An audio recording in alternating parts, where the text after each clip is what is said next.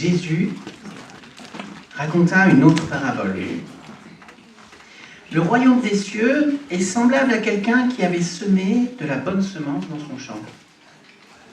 Une nuit, pendant que tout le monde dormait, son ennemi vint semer de la mauvaise herbe parmi le blé et s'en alla. Lorsque l'herbe poussa et que les épis se formèrent, la mauvaise herbe apparut aussi. Et les serviteurs du maître vinrent lui dire : « Maître, n'as-tu pas semé de la bonne semence dans ton champ ? D'où vient donc cette mauvaise herbe ?» Il leur répondit : « C'est un ennemi qui a fait cela. » Les serviteurs lui demandèrent alors : « Veux-tu que nous allions enlever la mauvaise herbe ?» ?»« Non, répondit-il, car en l'enlevant, vous risqueriez d'arracher aussi le blé. Laissez-les pousser ensemble jusqu'à la moisson, et à ce moment-là, je dirai au moissonneur : enlevez d'abord la mauvaise herbe et liez-la en botte pour la brûler, puis vous rentrerez le blé dans mon grenier. »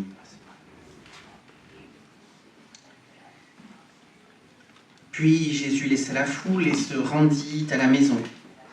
Ses disciples s'approchèrent de lui et dirent : « Explique-nous la parabole de la mauvaise herbe dans le champ. » Jésus répondit : « Celui qui sème la bonne semence, c'est le Fils de l'homme. Le champ, c'est le monde. La bonne semence représente ceux qui appartiennent au royaume. La mauvaise herbe représente ceux qui appartiennent au mauvais. L'ennemi qui sème la mauvaise herbe, c'est le diable. La moisson, c'est la fin du monde, et les moissonneurs, ce sont les anges. Comme on enlève la mauvaise herbe pour la jeter au feu, ainsi en sera-t-il à la fin du monde.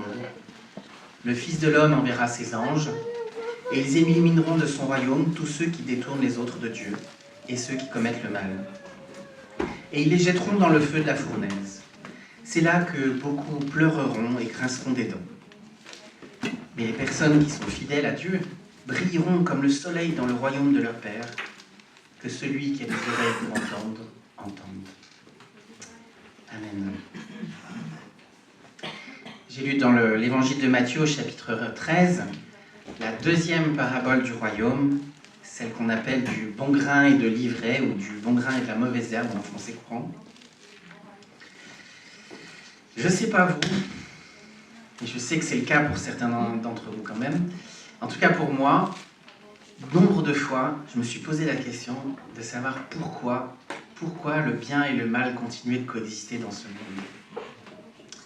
Je sais bien au fond de moi que c'est parce que, au fond de moi je sais parce que Dieu me l'a révélé par sa parole. Je sais que il reste du mal dans le monde parce que Dieu ne peut pas juger totalement le mal et l'exterminer du monde, parce que si c'est le cas, c'est le jugement dernier, c'est fini. Et il y a tous ceux qui doivent être encore sauvés ne le seraient pas encore. Donc il faut que Dieu sursoie à son jugement, il faut encore attendre que ce jugement arrive, et en attendant, c'est ce que Pierre appelle le temps de la patience de Dieu, où Dieu tolère que le mal continue d'exister tout en le limitant pour qu'il n'arrive pas à son terme, et nous, on vit là-dedans. Alors on ne peut pas dire que Dieu ne sache pas ce que c'est, il est venu parmi nous, il est mort justement à cause de ce mal-là, justement à cause du temps de sa patience et de son amour pour donner du temps à tous ceux d'entre nous qui sommes là, d'entendre l'évangile, tous ceux qui nous ont précédés, tous ceux qui nous suivront. Mais quand même, c'est difficile de comprendre pourquoi le mal continue de s'exprimer dans ce monde, pourquoi il continue de s'exprimer même à l'intérieur de moi.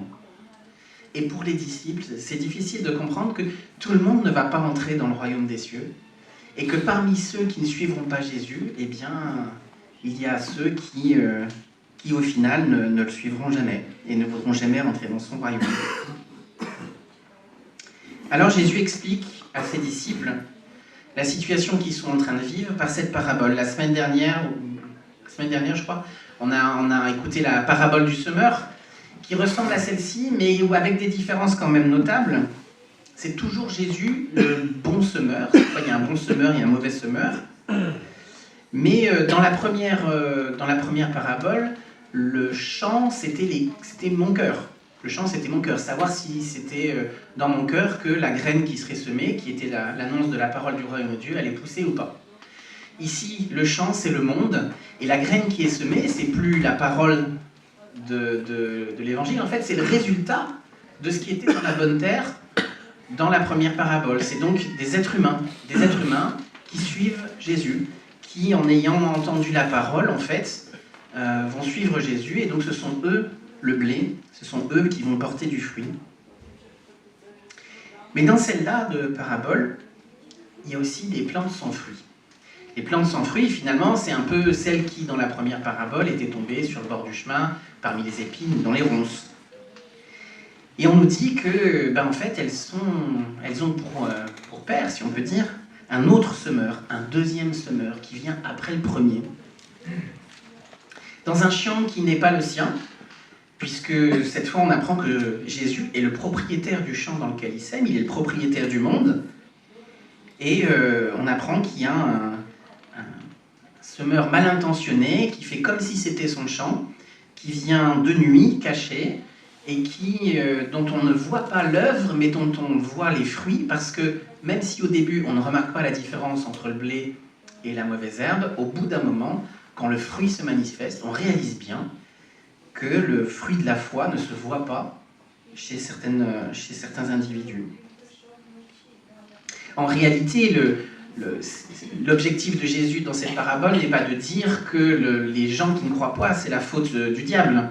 Ce n'est pas l'objectif de Jésus dans cette parabole-là. D'ailleurs, dans la précédente, on a bien vu qu'il y a seulement un type de personne où c'est le diable qui vient enlever la parole, et il vient l'enlever alors que les gens ont déjà fermé leur cœur eux-mêmes.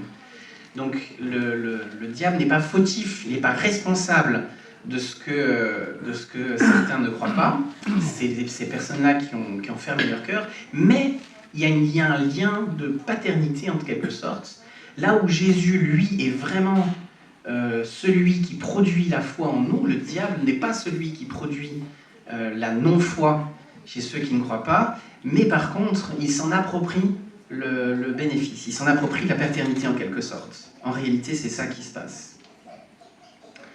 Dans la parabole du semeur, il y a une œuvre de révélation, quelque part, qui nous est présentée. On nous présente Jésus comme annonçant le royaume, et annonçant le royaume, les gens vont se positionner, et ça va révéler dans leur cœur, l'état de leur cœur, en fait, en fonction de s'ils vont croire ou non, s'ils ont la capacité, s'ils sont de la bonne terre, si, comme je l'avais dit, leur soif de Jésus est supérieure à leur peur de changer. Mais en même temps, dans cette parabole-là, on apprend que tout ne s'arrête pas là. Et que le monde continue d'avancer, et que les disciples qui voient le début de l'annonce du royaume pensent certainement que tout va s'accomplir très rapidement, et que le monde entier va croire, ou au moins tout Israël, pour ensuite amener l'ensemble du monde à la foi. Jésus leur apprend que c'est pas ce qui va se passer.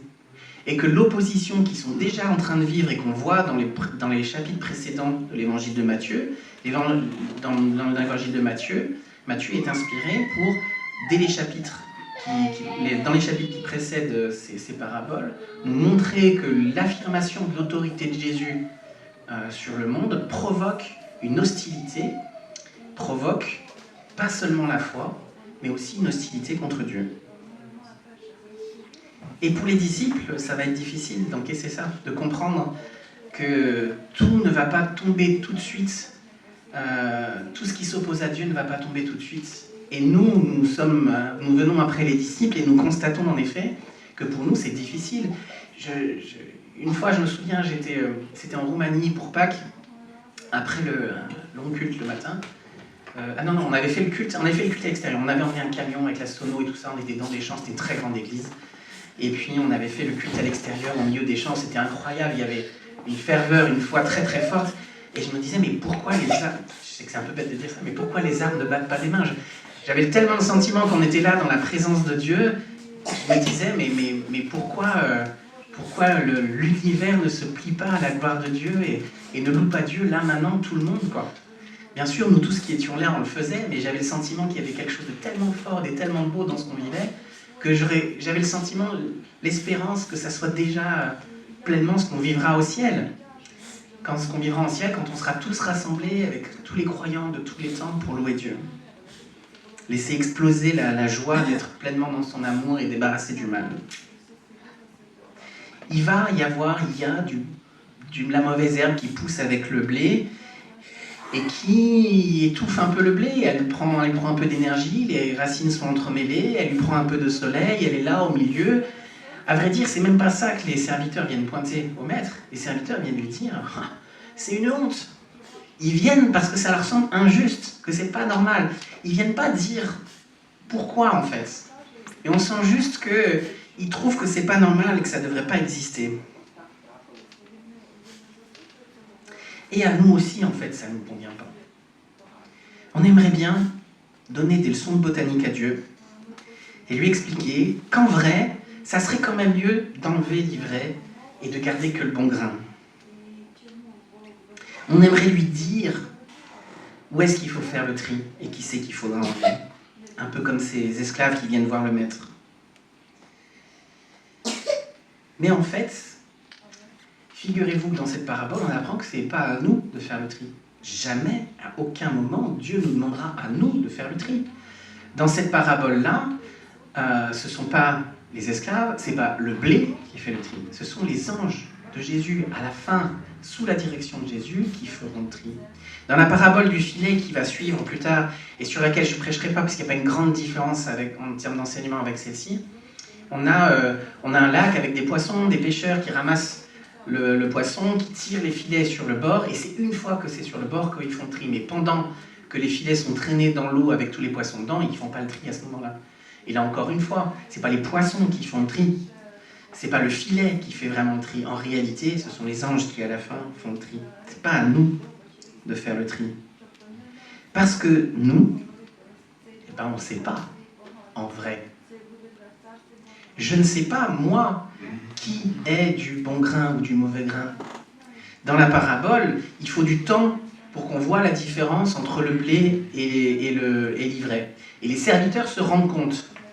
Mais moi, même si je suis capable, je pense, voir chez l'un ou chez l'autre le fruit de la foi, de la vraie crainte de Dieu dans le cœur, en réalité, j'en sais rien. Et celui chez qui je ne la vois pas, je ne sais pas si un jour, en fait, on ne va pas le voir. Je ne suis pas compétent. Je ne suis pas compétent pour faire ce tri-là. Et Jésus me l'apprend. Il me dit, il faudra vivre avec, et il faudra bien que le tri se fasse, mais ce n'est pas toi qui vas le faire. Par contre, si jusqu'au dernier moment, ce qui apparaît être comme de la mauvaise herbe, en fait s'avère être du blé, le jugement arrivera un jour, et un jour tout sera révélé. En attendant, le tri n'est pas possible parce que le bien et le mal sont tellement intriqués dans cette création que pour faire le tri, il faut tout arrêter, il faut tout terminer, il faut passer au jugement dernier. Dieu ne peut pas juste enlever le mal de moi aujourd'hui et me laisser dans ce monde-là dans lequel il y a encore du mal de présence. S'il l'enlève de moi, il faut qu'il l'enlève de partout. S'il veut enlever le mal que je fais, il faut qu'il m'enlève moi tout entier en réalité. La réalité, c'est que le bien et le mal sont tellement imbriqués dans ce monde que pour l'enlever, que pour le retirer, il faudra une véritable et profonde transformation qui est comparée dans la Bible comme un métal précieux qu'on fait fondre dans un creuset pour faire remonter les scories. Voilà à quoi ça ressemble. Des fois, on dit à Dieu « Ah, j'aimerais bien que tu enlèves le mal de moi. » Mais on ne sait pas bien ce qu'on demande. On ne sait pas vraiment ce qu'on demande. On n'est pas sûr d'être vraiment prêt à ce que ça impliquerait que Dieu enlève là, maintenant, aujourd'hui, le mal de moi. Bien sûr, je le désire de tout mon cœur ce jour-là où Dieu retirera du monde, comme il le dit dans ce texte-là, tout ce qui est du mal et tout ce qui nous fait tomber, et tout ce qui est de l'ordre de ce qui peut nous faire tomber et qui est aussi à l'intérieur de nous. Je le souhaite de tout mon cœur. Mais en réalité, je ne sais pas vraiment ce que je souhaite. Et si je comprenais, j'espère par la grâce de Dieu que je le voudrais toujours, je le crois grâce à lui, mais c'est compliqué. C'est compliqué aujourd'hui d'être conscient vraiment de ce que ça implique pour moi, qu'un jour Dieu va retirer le mal de moi. Après, ça sera cool.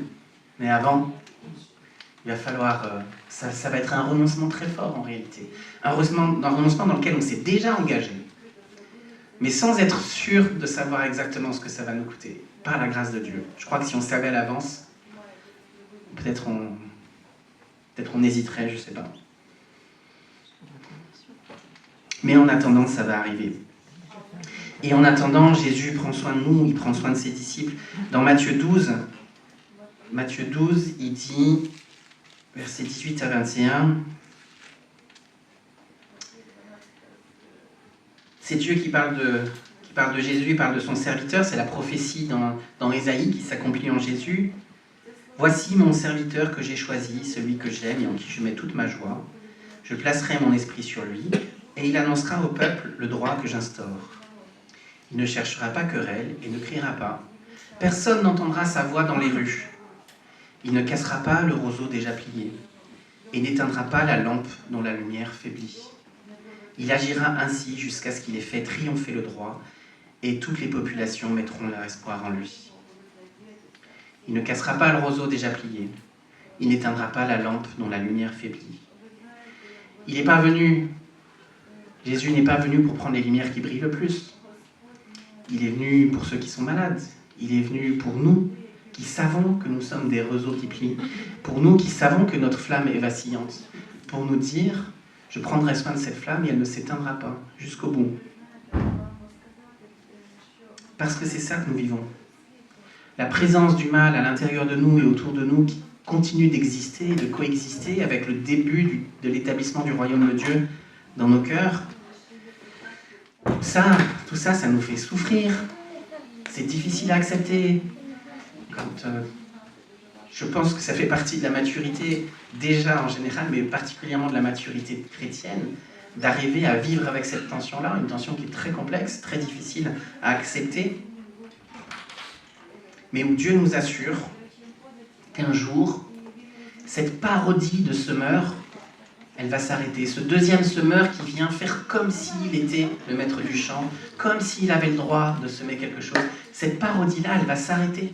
Un jour, ça sera fini. Un jour, ça sera terminé. Et Jésus n'aura même pas besoin de se déplacer. Et ça, je trouve que c'est une chose importante. C'est pas Jésus qui fait le tri, ce sont ses anges. Et le mauvais maître, il ne vient pas défendre ceux qu'il avait pris sous son aile. Il ne vient pas les défendre, il n'a aucun pouvoir. Il n'a pas le pouvoir même de s'opposer aux anges de Jésus. Ce qu'on apprend ici, c'est qu'il y a une dissymétrie en réalité. Même si nous, aujourd'hui, on a l'impression que le mal est à équivalence du bien et que le mal est même trop souvent vainqueur, la réalité, c'est qu'il y a une dissymétrie, ce n'est qu'une apparence. Dieu, dans sa patience, pour que le maximum soit sauvé, laisse ça exister, même si, du coup, ça fait dire à certains qu'il n'y a pas de Dieu, parce qu'il y a une impunité, parce qu'il n'y a pas de rétribution. Dans son amour, Dieu est prêt à supporter cette parole-là.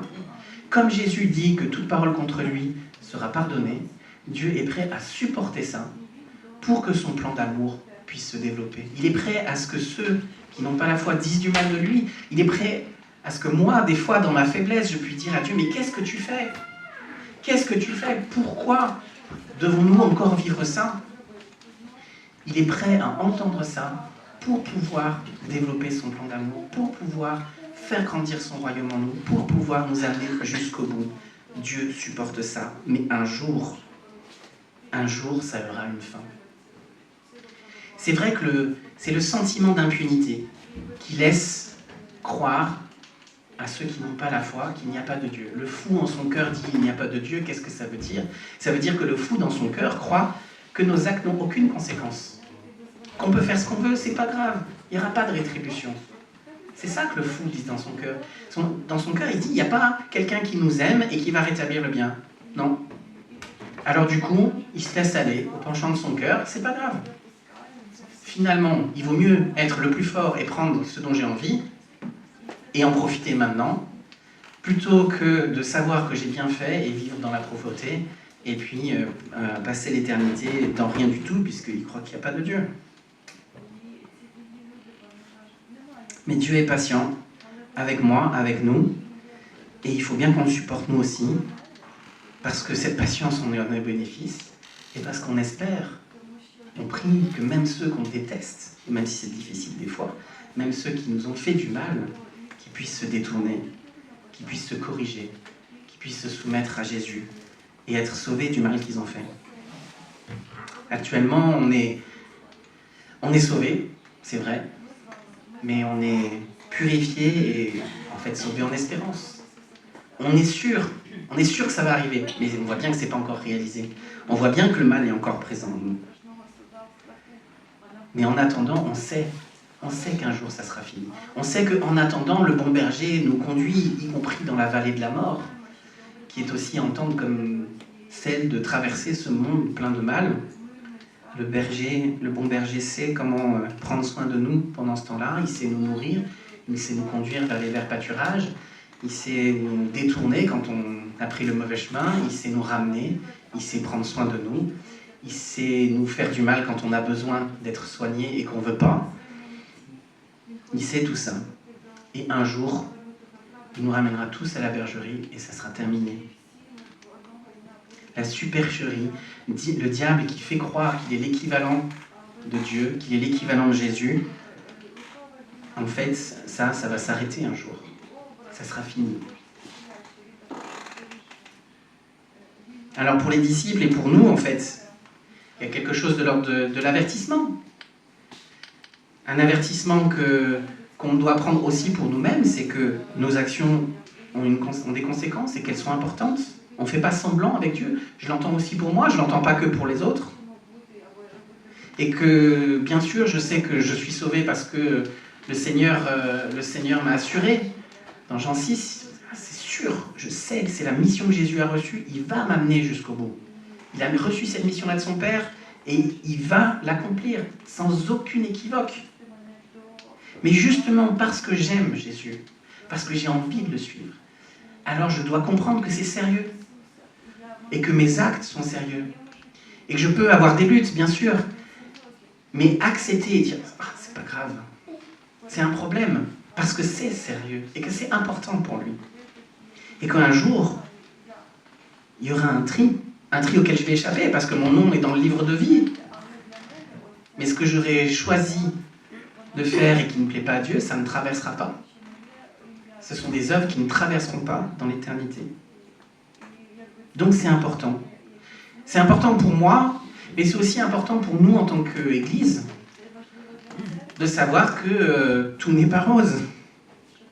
Jésus, dans le Sermon sur la montagne, il nous dit, et c'est un enseignement vraiment essentiel, qui est très utile dans l'Église, de ne pas regarder la paille qui est dans l'œil de notre voisin et de se concentrer un peu sur la poutre qu'on a dans le nôtre. Et de ne pas condamner les autres, parce que si on condamne les autres, on sera jugé de la même manière. Mais le verset d'après, il nous dit aussi de ne pas donner des perles aux cochons. Sinon, ils vont se retourner contre nous et ils vont nous faire du mal.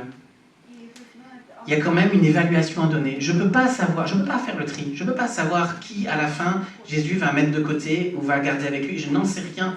J'ai une intuition, pour beaucoup, mais en vrai, je n'en sais rien. Mais quand même, et malgré tout, Jésus nous invite à nous protéger du mal. Il y a une certaine limite à ne pas dépasser. Ça nous invite non pas à condamner celui qu'on met dehors. Je ne sais pas si vous vous souvenez, il y a un passage où Paul parle de ça, justement. Il dit, ce gars-là, on l'a mis dehors de l'église, mais pour son bien, en espérant qu'il va revenir au Christ. Que cette discipline va lui faire du bien, va le marquer pour qu'il puisse changer. Examinez tout et retenez ce qui est bon. Ce verset-là continue par « abstenez-vous du mal ». Oui, le bien et le mal coexistent jusque dans l'Église, jusqu'à l'intérieur de moi. Et on ne peut pas vivre dans un monde de bisounours et croire que ce n'est pas le cas. Ça veut dire des choses pour moi dans ma vie personnelle, ça veut dire des choses pour nous en tant qu'Église, ça veut dire des choses pour chacun de nous dans notre rapport au monde. On ne sait pas, ça vaut le coup d'espérer, ça vaut le coup d'espérer pour chaque personne, même ceux pour qui on n'a pas envie. Mais aussi et surtout, et je crois que c'est important, en tout cas moi ça m'encourage, ça vaut le coup de persévérer. C'est pas parce que, comme le constate David dans le psaume 37 et 73, il arrive quand même un peu trop souvent que le mal réussisse et que ceux qui font le mal aient les postes de pouvoir et qu'ils aient de l'argent et qu'on ait l'impression qu'ils sont des belles vies. Ça arrive un peu trop souvent, ce genre de choses. Mais ça vaut quand même le coup de persévérer parce qu'un jour, ça sera terminé. Un jour, Jésus va nous faire justice. Un jour, il va me faire justice aussi du mal que j'ai fait. Il va enfin l'enlever de moi. Un jour, enfin, ça va arriver. Un jour, ceux qui m'ont fait du mal devront répondre de leur mal. Un jour, le mal que j'ai commis sera couvert vraiment par la justice du Christ. Parce que le mal n'est pas l'équivalent du bien, le mal n'est pas l'autre face de la pièce. Le mal est une incongruité. Le mal est quelque chose qui ne devrait pas exister. Le mal est quelque chose qui n'est pas aussi fort que le bien. Il y a une dissymétrie, une véritable dissymétrie. Et un jour, il y aura une fin à tout ça. Dieu sait plus que tout le monde. Jésus sait plus que n'importe lequel d'entre nous combien c'est difficile de vivre dans ce monde-là. Mais il y a vraiment un encouragement, je crois, pour chacun d'entre nous à grandir, à porter du fruit, sans crainte. Parce qu'un jour, moi qui me sens, parfois j'ai eu l'impression dans ma vie d'être le seul à croire. Parfois, dans certains contextes, j'ai eu l'impression d'être le seul à faire du bien. Parfois, j'ai eu l'impression même de souffrir, parce que je tenais dans un contexte où on ne s'opposait pas à moi à cause de l'évangile directement, mais parce que je tenais à faire les choses bien, j'ai eu de l'opposition, ou j'ai raté des opportunités. À nous qui douloureusement devons constater que nous sommes encore capables de faire du mal, et qu'on est encore capable de nous faire du mal à nous aussi, à nous tous. Un jour, Dieu nous promet que nous brillerons. Un jour, il va supprimer tout ce mal-là, il va supprimer toute occasion de chute. Il ne restera de tout ça, il ne restera de moi que cette nouvelle création que Jésus fait en moi. Parce que ce jour-là, je serai enfin dans la lumière et je serai enfin moi-même complètement lumière, à l'image de mon Sauveur. Amen. Je vous invite à prendre